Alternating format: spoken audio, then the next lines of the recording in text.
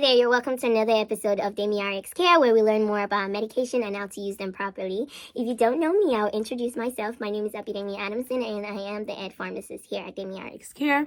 So today we'll be talking about constipation. So constipation, this is the second part to it, and I also wanted to go further regarding other medications that actually do work faster for constipation relief. All right, so my first medication is magnesium citrate. So I do actually have those products here with me, and I'm just going to raise it up so you guys can see it. So this is magnesium citrate. This is a Kroger brand actually, and it contains about 10 fluid ounce.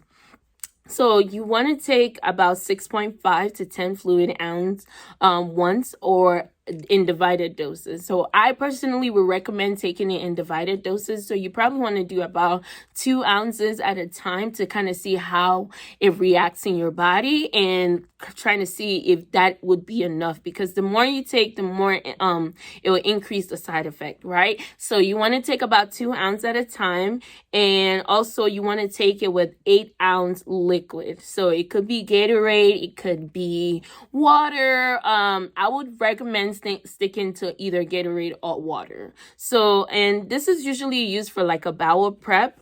I actually tried this some time back, and I used it as a colon cleanse. And when I tell you that I was running to the bathroom, like I took it at 12 a.m. and I woke up at 4 a.m. and I was literally running into the bathroom to go use the bathroom. All right, so what are some pros and cons of magnesium citrate? So it works very fast. It's very effective. So which is what we want. So if we are constipated, we're trying to go as soon as we can. I would probably not take this if I know I'm going to be out or, out and about, because you probably don't know when that urge to use the bathroom is going to happen. All right, so let's go ahead and move on ahead to the cons. So you don't want to use this for more than a week. So if you're finding yourself taking this medication, you're still constipated, your bowel habits are still very behind, then you probably want to make it to your primary care doctor. Or if you do have a good insurance, you can just go right ahead and make an appointment with like a gastrointestinal doctor, which is like a stomach doctor. All right. And you don't want to take this if you do have some rectal bleeding. So, and also if you have a severe abdominal pain, in addition to your constipation, you probably want to get it checked out by a healthcare professional. The technique that I would definitely recommend is taking this tablet with food. And also, if you're taking a tablet, make sure you take it with food. And if you're taking it with a solution, which is this, then you want to take it on an empty stomach. Also, keep in mind that patients who have an electrolyte imbalance, so which is like electrolyte are like the minerals in your body, like your calcium, potassium, magnesium. So if you do have some electrolyte imbalance, you might want to check with your doctor before taking this, just so you're not taking the magnesium and you're somebody who already have high levels of magnesium. So we don't want that to happen, and for you to get those side effects from taking more than what you need. All right, so we're going to go ahead and move on to what are some adverse effects. So adverse effect, like I said, what it's for, diarrhea. So it will cause diarrhea, and just be on the lookout for that. Like I said, you probably want to kind of divide the doses up and not take 10 ounces at a time. That way you're able to kind of gauge how much you need, and you don't take more than you need, and you run into the bathroom. All right, diarrhea is a side effect. Weakness. So remember, you're not able to keep your food in, which is your major energy source. So as you might feel a little weak here and there because you're not able to keep food down. It can make you dizzy as well.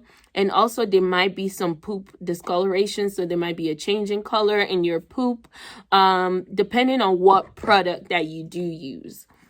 All right. So another medication that works very fast for constipation is the Fleet Enema, and I also have that here as well. So I have the liquid suppository, and I also have the actual suppository as well. So this is the pack it comes in. So this is the liquid suppository, and this is the regular suppository. So the liquid one, it kind of has a lubricant on it, as you can kind of see. So you just insert it in your rectum. I'm going to post the position where you likely want to be up here. So just be on the lookout for somewhere in the screen. I'm going to post that position so it can work much faster.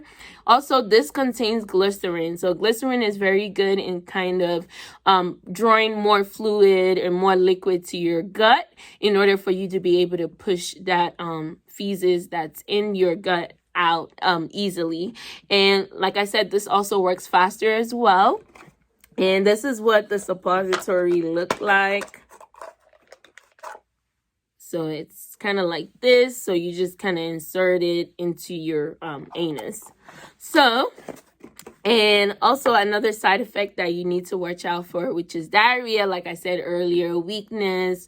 It can cause some dizziness as well, and also dehydration. So remember, you're going to the bathroom, you can't keep anything in. So that's why you most likely want to take a lot of fluids while you're taking this, because you're literally getting rid of both liquid and like those food and, you know, whatever toxic substance that you've eaten. So you want to make sure that you're staying hydrated. It can also, the suppository can cause some rectal burning. So that's why you want to make sure that you insert it carefully and slowly. When you insert it, you're supposed to move this part around just so it's not in one spot, to kind of get that glycerin all around your anus. So that's that about Fleet Enema. And the last one is going to be the Docolax. So the Docolax I don't have right here today, but I will tell you all about it. So it is a 5 milligram tablet, and you're supposed to take about 2 to 3 tablets. Like I said, I would always recommend starting slow. So you probably want to take 2 tablets first, and then depending on how it goes, you can take an extra additional tablet, 1 tablet to make to account for those 3 tablets you're supposed to take in a day. So this, if you are taking the tablets, it takes about 8 to 12 hours for it to work if you take it at bedtime. Whereas if you take it during the day, like before breakfast, it takes about 6 hours for it to work, which is good if you're going to take it maybe at work. At least it gives you enough time before you start running to the bathroom. So the side effect of Docolax, so it can cause some stomach cramping. So remember, your gut is trying to get rid of all these poop that's inside, and it's like literally moving as fast as it could just so it can get rid of it. So that might cause some stomach cramping as your stomach is kind of moving to kind of get rid of the poop, as I said earlier. And also it can cause some electrolyte imbalance. Anything that pretty much like takes a lot of food out of you, and diarrhea itself can cause electrolyte imbalance because you're literally pooping out those minerals that your body needs. Also, the suppository for the Dokalax works much faster. The generic name for the Docolax is Bisacodil.